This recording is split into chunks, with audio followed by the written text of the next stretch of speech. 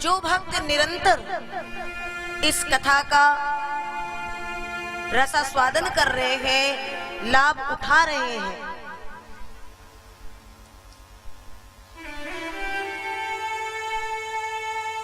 उनको पता होगा कि वह अद्भुत रस कैसा आ रहा है।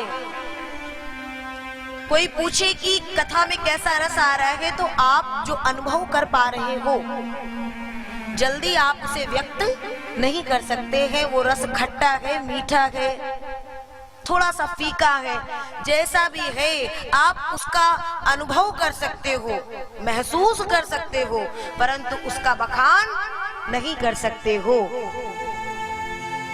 कभी कभी कथा में बैठे बैठे अचानक से जब अश्रुपात हो जाते हैं और बगल में बैठा हुआ कोई व्यक्ति पूछ दे कि क्या हो गया, क्यों रो रहे हो, तो जो उस कथा में नहीं रमा है अभी, आप उनको उस आंसुओं के बारे में बता भी नहीं पाओगे कि ये आंसू क्यों निकले, कैसे निकले, ध्येय क्या है। ये तो वही जान सकता है जो मेरे गोविंद का अनन्य प्रेमी होगा।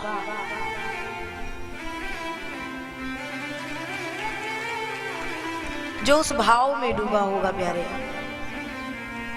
हम आप सब हर पल, मुझे तो कथा कहने में कथा वही है, और निरंतर लगातार कई वर्षों से अनेकानेक स्थानों पर अनेकानेक भक्तों के समक्ष यह कथा हुई, लेकिन न जाने क्यों हर बार एक नवीनता का एहसास होता है। ये भगवान की कृपा ही तो है। हाँ, होगा कब नहीं, जैसे कि प्रतिदिन ये सूर्य उदित होता है, प्रातः काल आप देखें सूर्योदय होता है, लेकिन सूर्य की किरण, सूर्य की रोशनी, बहुत ध्यान से सुनिएगा,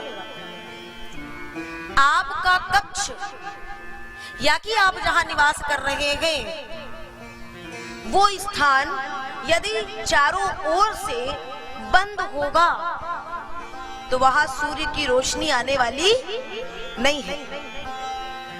सूर्य की रोशनी तो लाने के लिए जैसे ही प्रातः होती है तो बालक जब सोते रहते हैं तो कभी कभी माता पिता आते हैं और जल्दी से समस्त खिड़की और दरवाजे खोल देते हैं कि सूर्य की किरण भीतर आए, लेकिन अगर बंद रहेगा तो वो किरणें भीतर आने वाली नहीं है। उसी प्रकार से हमारे अंतर का द्वार यदि बंद है और परमात्मा की कृपा की सूर्य की किरण, सूर्य का प्रकाश आ रहा है, हम अपने अंतर का द्वार जब तक नहीं खोलेंगे तब तक वो प्रकाश हमारे अंतर में आने वाला नहीं है।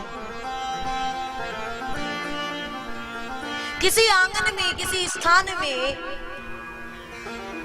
कोई घट रखा हो, कोई पात्र रखा हो, कोई घड़ा रखा हो और घमासान जल वृष्टि हो, और कोई चाहे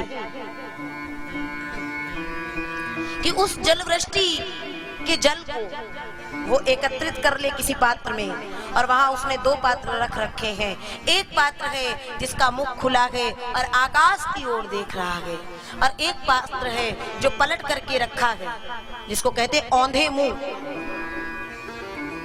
अगर कोई पात्र रखा है तो जो जल वृष्टि हो रही है वो जल किस पात्र में जाएगा? जो खुला है, जो आकाश की ओर है, और जो औंधे मुंह रखा है वो तो पहले ही पलट करके रखा है, पहले ही वो सिर के बल खड़ा हुआ है, वो कैसे भर पाएगा? और कोई कहते भैया हमारा पात्र नहीं भरा, तो इसमें जो इंद्र देवता जलवृष्टि कर रहे हैं उनकी कोई गलती नहीं है।